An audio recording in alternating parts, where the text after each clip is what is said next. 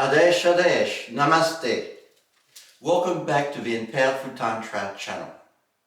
Today we are going to discuss the concept of Tantra, Mantra and Yantra. These are often called the three spiritual sisters of a Tantric Sadhana. They are the three pillars of Tantra. So in order to look at their meaning and their purpose, let's look at their etymology, their Sanskrit root. So if we start with Tantra, we can see it's composed of Tan and Tra. The root Tan in Sanskrit implies expansion, weaving, and Tra an instrument or a tool. So therefore, Tantra is a tool, an instrument for expansion. Now, what are we talking about when we say expansion? Well, in particular here, we are talking about the expansion of awareness in order to liberate consciousness. And that's the mukti aspect of Tantra, spiritual emancipation. The other aspect of Tantra is bhukti, or divine enjoyment. And that's where the expansion of consciousness gives rise to our understanding and our witnessing of the cosmic forces at play. And we see that it's a lila, or divine play of the divine. And that brings much enjoyment. So that's a bhukti aspect combined with a mukti aspect, which is spiritual liberation. One goes with the other. So, when we look at Tantra, we can see that the focus is on the individual, not on a personality. So we must make a distinction between personality and individuality. Personality is a conditioned being, okay? According to society, according to culture, according to the masks that we put on, according to our different roles in society. Individuality is basically finding the very center of our being and operating from that center. Okay, so that's being an individual, and the individual expression of that divine being. So Tantra focuses on the individual, while when we look at the Vedic sciences coming from the Vedas, it mainly focuses on the cosmos, more so than the individual himself or herself. So let's look now at the next concept, which is mantra. So again, there are two Sanskrit roots here, man and tra. So man signifies the mind, manas, and tra again, an instrument or a tool. So mantra is a tool for the mind. Now in Tantra, the mind is energy, okay? And it works through the medium, when we're embodied, through the medium of the brain, okay? So the brain is the hardware, as an analogy. The brain is the hardware and the mind is the software. That's why it is said that the mind is no more in the brain than the wind is in a tree. We can notice the activities of the wind through the rustling of a leaf in a tree. And likewise, we can notice the activity of the mind through the electrical discharges, so to speak, in the brain. Okay, so mind is energy, mind is activity. The problem arises with the programming within the software. Okay, that programming starts in previous lives, of course, what we carry in a little black box of the subconscious element of the mind that we incarnate into in this life to manifest, as well as our conditioning at birth, the conditioning of our culture, of society, and also how we inform ourselves about our own life happenings, how we interpret those, and as a consequence, how we then interpret the world. These are called our conditioning. So, as part of sadhana, or a concerted spiritual practice, we must deal with those conditioning and actually go beyond them. This is, in a way, the antinomian aspect of Tantra, of going against the grain of our programming, okay, in order to free our consciousness. So, mantra works directly with the mind. It actually transforms the mind. Okay, so mantra is a tool for the mind. It's actually literally a mind tool for manipulating consciousness. Now let's look at yantra. Now, yantra is composed again of two Sanskrit roots. Yan, which means to conceive, to perceive, and tra, an instrument again. So a yantra basically is a geometrical design for concentration, for ritual, and that can be also worn as an amulet, or the creation of an amulet. Okay? So yantra is a conception instrument. It's a tool for focusing the mind and encouraging clarity of conception. If you like, a yantra is the geometrical formation of a vibration.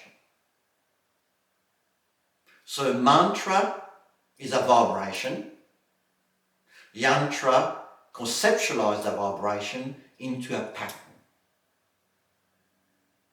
So you'll see that's why in Tantra there are various mantras to various deities and various yantras according to those mantras, in accordance or in alignment with those deities. The deities represent cosmic principles. Okay? So let's put all those three concepts together of Tantra, Mantra and Yantra. So if we look at the process of manifestation, if we look at the process of the divine becoming the soul and the world. So before the beginning of time, the absolute, the one without a second, just was. It was pure, for another word, pure subjectivity. It knew no different. So out of pure desire to know itself objectively, to create a lila, a divine play from its own self, it expanded its own subjectivity into objectivity. And that is what we call spanda, that tremoring within itself that starts with the desire to be. Because it was pure beingness. And from that beingness, it desired to be, to express. And hence that tremoring, the initial expression of that desire, which created the expansion of its own being. From beingness to being. Now, from that tremoring and the desire for expression, for creating the variety of experiences, for creating the variety of worlds of expression, of beings of expression, of different activities of being, of expression, different vibration for the initial tremoring came into play. This is what called the sound, the nada. So that nada, those various vibration created various geometrical arrangements, geometrical patterns, in order to give rise from the causal, astral and physical, the world of name and form.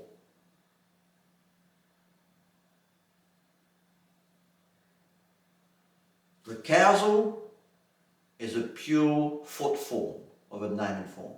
The astral is a pure blueprint of a name and form. And finally, in manifestation, is the physical expression of a name and form. So, Tantra focusing on the individuals basically implies that the spiritual sadhak, the spiritual aspirant, is considered the receptacle as well as the seed and the essence of cosmic consciousness, or contains within itself rather, the seed and essence of cosmic consciousness.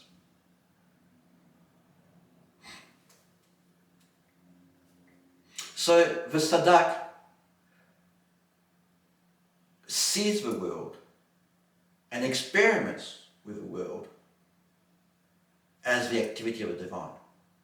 So it uses the body, the mind, and the world, the universe, as its laboratory. The sadhak is a spiritual scientist. While the material scientist looks at the phenomena of energy, so to speak, at the energy level, at the subatomic level, right up to the visible through the senses. While the spiritual aspirants, the spiritual scientist, witnesses the play of consciousness itself, beyond the instruments of a material scientist, beyond the microscope and telescope, so to speak, of the material scientist. It explores the very roots of consciousness. And as a consequence, is able to directly perceive the divine play at hand. So the sadhak is the meeting point between the macrocosm and the microcosm as a consequence. The meeting point between the above and the below. The meeting point between the within and without. This is why it is said in Tantra that the human body is the best yantra, the perfect instrument to discover cosmic consciousness. And as you may know, each yantra has a center, a point, which we call bindu. That bindu point within the sadhak is the human heart of a devotee.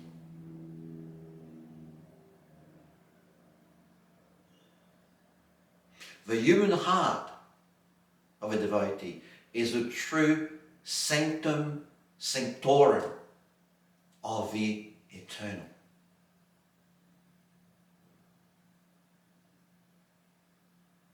So we can look at both the equation of what Tantra, Mantra and Yantra represent. We can either see them from concept outside of ourselves as well as concept within ourselves. And so there's different paths in Tantra according to the disposition or predisposition of a sadhak. Some do purely more outward rituals and so forth. So they work with tantric pujas a lot, tantric ceremonies, lots of rituals, and then they use mantra towards the deity, often the guru mantra associated with the deity that they recite. And the yantra is often a geometrical yantra to the deity outside themselves, which is either on a plate, such as a copper plate or gold plate or silver plate etched on, or sometime on paper with special ink, or sometime drawn with coloured rice. It depends. So for the sadhak that are still very much attracted and limited by the senses, then most of the work would be external to actually refine and uplift the senses. For some other sadhaks, they have more meditative disposition and are quite easily connected to their inner senses. For them it's easy to shift from the outside attraction to the inner attraction. For those sadhaks, those particular devices will be very much internal. So here tantric practices will be mostly meditation.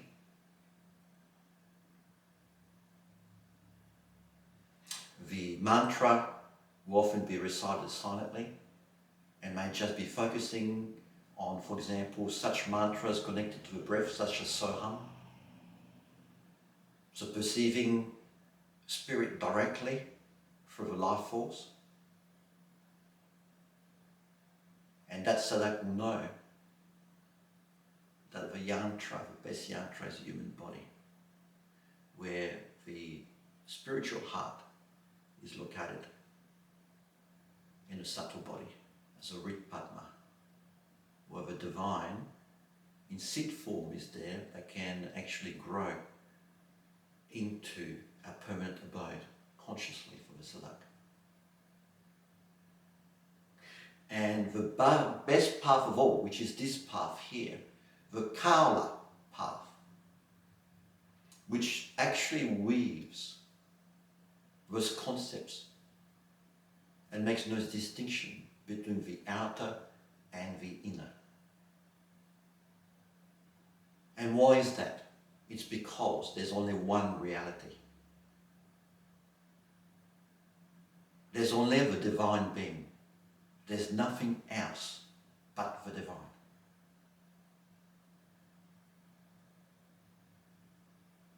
That consciousness pervades everything and is an expression of everything. Once we come to that realization through our sadhana, we are liberated, we are free. And we can consciously participate or just witness, or both actually. Witnessing is also participating in the whole divine play. And that is true bliss, true enjoyment. Jai Ma.